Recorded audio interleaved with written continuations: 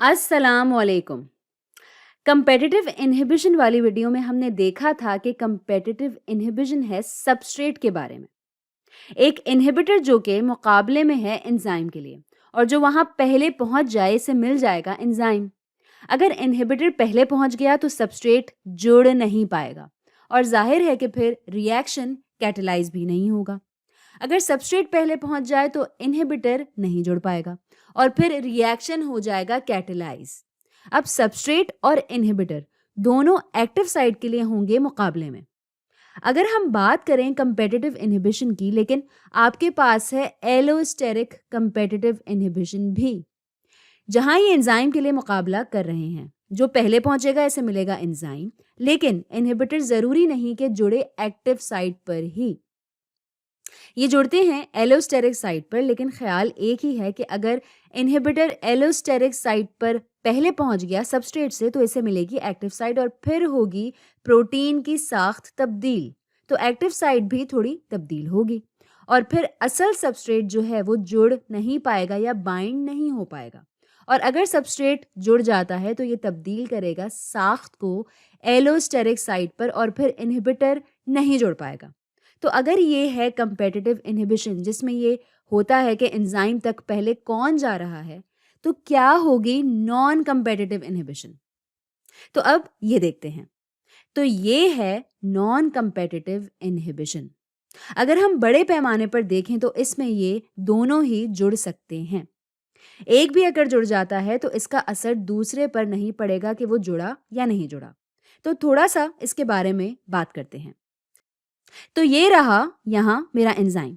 तो हम अब देख रहे हैं कि अगर सबस्ट्रेट जुड़ जाता है यहाँ एक्टिव साइट से तो जाहिर है कि रिएक्शन हो जाएगा कैटेलाइज, और हमने ये यहाँ ऊपर देखा। सबस्ट्रेट जुड़ता है एक्टिव साइट से और रिएक्शन हो जाता है कैटेलाइज, और इस सूरत में सबस्ट्रेट टूटता है दो और मॉलिक्यूल्स में। लेकिन नॉन कंपेटिटिव इनहिबिशन में होता ये है कि सबस्ट्रेट भी जुड़ सकता है और इनहिबिटर भी। इनहिबिटर बाइंड हो सकता है एलोस्टेरिक साइट पर। ये रहा हमारा इनहिबिटर, ये जुड़ सकता है एलोस्टेरिक साइट पर, और जब ये दोनों जुड़ जाते हैं, देखें कि ये मुकाबले में नहीं है एंजाइम के लिए, ये दोनों साथ हो सकते हैं एंजाइम पर। ये वाला यहाँ ये जुड़ सकता है एंजाइम से, ये देखे बगैर कि यहाँ सबस्ट्रेट मौजूद है या नहीं।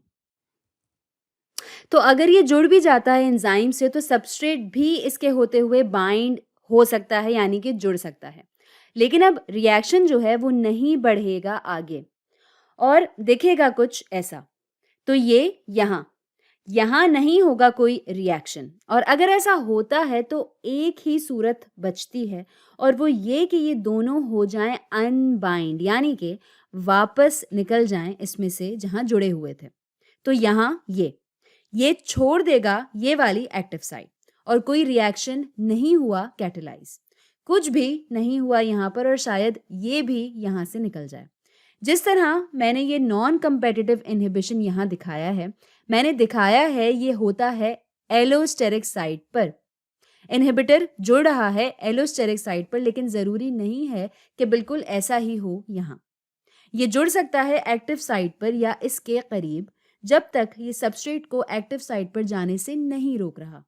तो ऐसी सूरत हाल भी हमें मिल सकती है। अच्छा जी, अब ये वाली सूरत जो है ये है ही नॉन कंपेटिटिव इनहिबिशन के लिए, जिसमें आपके पास है इनहिबिटर जो जुड़ रहा है एलोस्टेरिक साइट पर, लेकिन जो ख्याल है यहाँ वो ये कि दोनों जुड़ सकते हैं एंजाइम से। अगर पहले भी कोई जुड़ जाता है आकर तो दूसरा फिर भी जुड़ सकता है। अगर सबस्ट्रेट पहले जुड़ जाता है तो इनहिबिटर तब भी जुड़ सकता है, या अगर इनहिबिटर पहले जुड़ जाता है तो सबस्ट्रेट फिर भी जुड़ सकता है। लेकिन फिर रिएक्शन जो है वो कैटेलाइज नहीं होगा। लेकिन एक सूरत और हो सकती है जिसमें इनहिबिटर और सबस्ट्रेट जुड़ सकते हैं एक्टिव साइट पर या इसके आसपास। तो ये है इनहिबिटर और ये है सबस्ट्रेट, लेकिन फिर ये रिएक्शन शुरू नहीं होगा। यहाँ है हमारे पास नॉन कंपेटिटिव इनहिबिशन, क्योंकि ये कंपीट नहीं कर रहे, यहाँ मुकाबले में नहीं है एक दूसरे के साथ।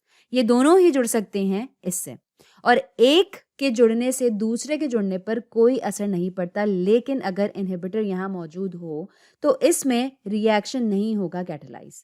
अगर हम देखें कंपेटिटिव इन्हिबिशन को, यहाँ जो भी पहले पहुंच जाता है एंजाइम तक, उसे मिल जाता है एंजाइम।